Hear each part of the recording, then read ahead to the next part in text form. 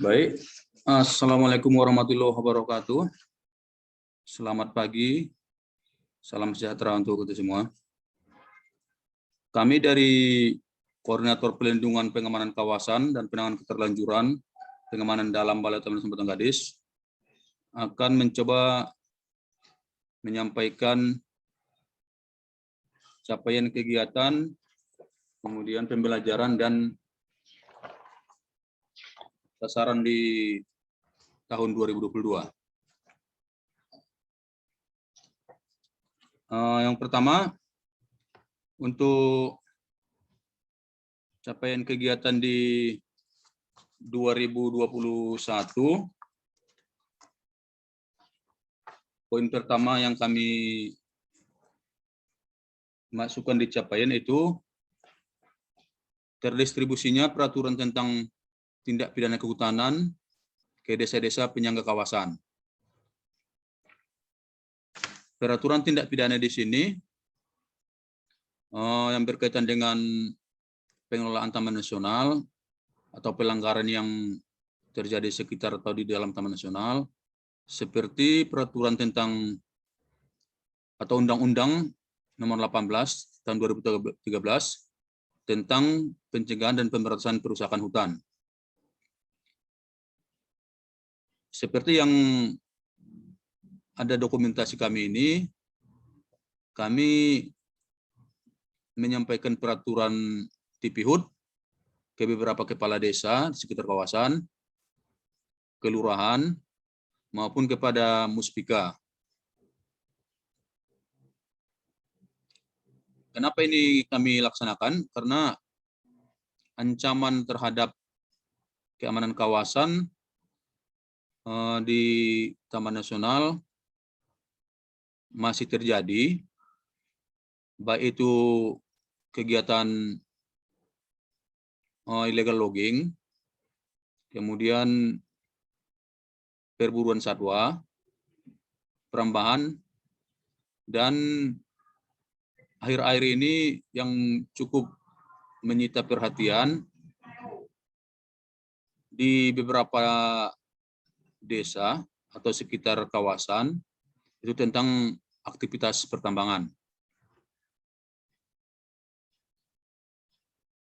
Yang kedua, terdistribusinya Peraturan Menteri Kehutanan Nomor 106 Tahun 2018 tentang tumbuhan dan satwa liar yang dilindungi. Di Taman Nasional Batang Gadis ada beberapa satwa yang kita bilang cukup penting karena satwa-satwa tersebut ada yang udah kondisinya atau keadaannya terancam punah. Beberapa satwa yang ada di kita seperti harimau, kemudian ada rusa, terenggiling, masih terdapat di kawasan Taman Nasional. Ini kegiatan kita dari Linhud menyampaikan peraturan tentang satwa dilindungi juga kepada desa-desa penyangga, itu Bapak Kepala Desa, maupun terhadap masyarakatnya. Kemudian capaian selanjutnya, terdistribusinya peta kawasan Taman Nasional ke desa penyangga dan Muspika. Ini beberapa kegiatan yang kita laksanakan di tahun 2021. Penyampaian peta dari kita Linhud dan teman-teman lapangan. Di sini kita sampaikan juga ke Muspika, ke Koramil, kemudian ke kecamatan. Selanjutnya, capaian yang keempat, terpantaunya pembukaan jalan di kawasan Taman Nasional yaitu di seksi PTN wilayah 3 yang panjangnya 5,6 kilo. Jalan ini dibuka oleh orang yang tidak bertanggung jawab dengan tujuan untuk mencari emas.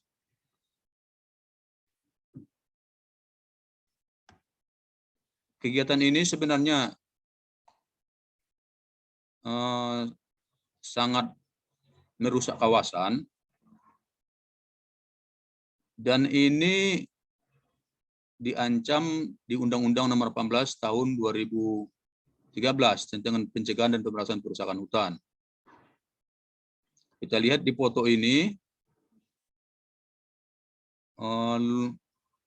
lebar jalan yang dibuka kurang lebih sekitar 6 meter dan diduga kuat dengan menggunakan alat berat.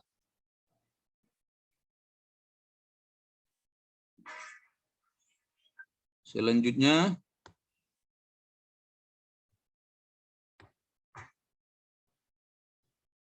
capaian yang kelima, tersampaikannya peta kawasan dan peraturan melakukan penambangan emas di dalam kawasan, atau istilah yang sering kita dengar yaitu illegal mining. Ini beberapa kegiatan kami dari Linhut terkait dengan larangan melakukan penambangan emas di dalam dan di sekitar kawasan. Ini juga ada di Undang-Undang Nomor 18 Tahun 2013 di pasal 17 tentang larangan melakukan penambangan emas.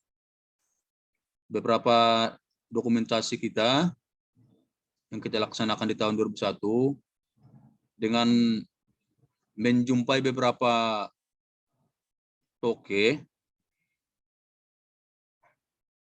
dan kita membawa toke ini ke kawasan atau sekitar kawasan di mana dia beroperasi, sehingga kita bisa pastikan apakah dia melaksanakan kegiatan penambangan itu berada di dalam atau di luar kawasan Taman Nasional.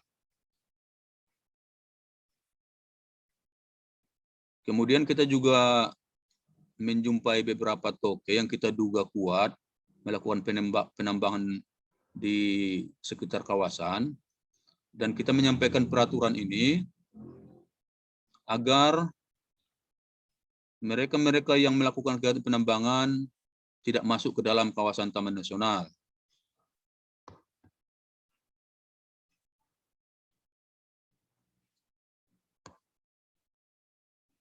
Selanjutnya, pembelajaran yang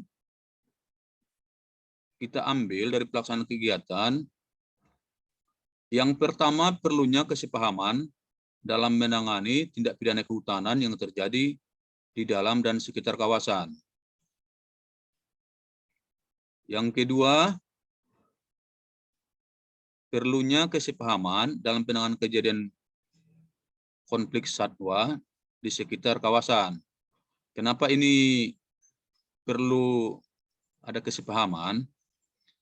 Karena di Mandailing Natal sendiri ada beberapa unit pelaksana teknis atau UPT yang membidangi atau mempunyai wilayah tentang kawasan hutan ini. Di samping kita sendiri, Taman Nasional, ada juga KPH. Di Mandailing Natal ada 2 KPH, KPH 8 dan KPH 9.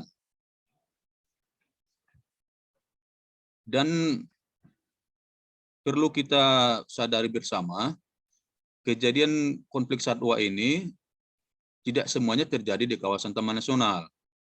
Kadang-kadang di kawasan KPH 8 dan KPH 9. Kemudian teman-teman KSDA yang punya kewenangan lebih dalam penanganan konflik satwa perlu diajak kerjasama untuk lebih lanjut. Kita ketahui sendiri BKSDA Sumatera Utara atau Balai Besar KSDA Sumatera Utara itu kantor bidangnya berada di wilayah Padang Sidimpuan. Memang di tahun kurang lebih 1-2 tahun terakhir ini, kantor resort BKSDA itu sudah ada dibentuk atau dibuat kantor resortnya di wilayah Natal. Sehingga kita harapkan ini akan memudahkan dalam koordinasi dalam penanganan konflik yang terjadi.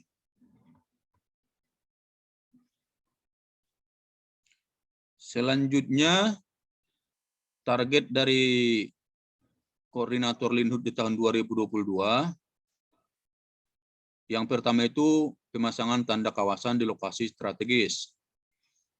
Ini kenapa perlu kita laksanakan? Karena di beberapa lokasi yang kita anggap rawan, tanda-tanda kawasan yang mungkin dulu sudah pernah dipasang, sudah rusak, atau sudah dibuang atau dihancurkan orang-orang yang tidak bertanggung jawab.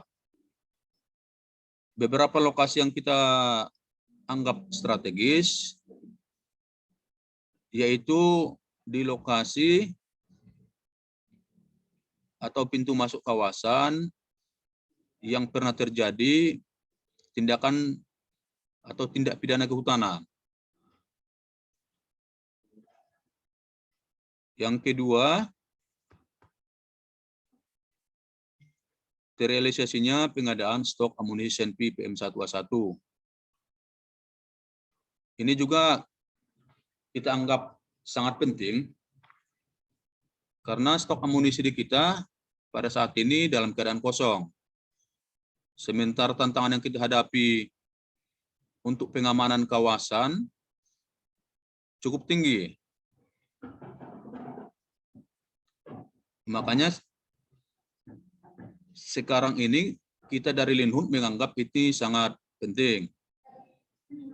Kemudian stok amunisi kita memang dalam 1-2 tahun terakhir ini sudah dalam keadaan kosong. Sehingga di tahun ini akan kita coba untuk melakukan komunikasi yang lebih intens dengan bagian perlengkapan di Sekdit KSDAE. Kemudian yang ketiga, terjalinnya komunikasi yang lebih intens dengan Balai Gakum Sumatera dan aparat penegak hukum yang berada di Kabupaten Mandailing Natal.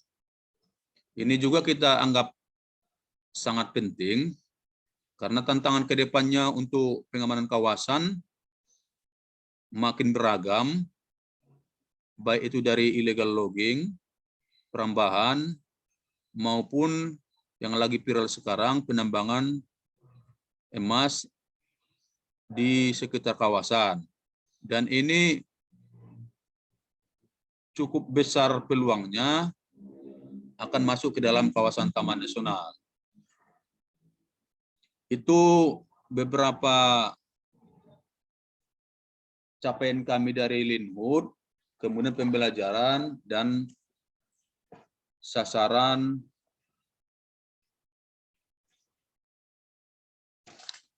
di tahun 2000 atau target di tahun 2022.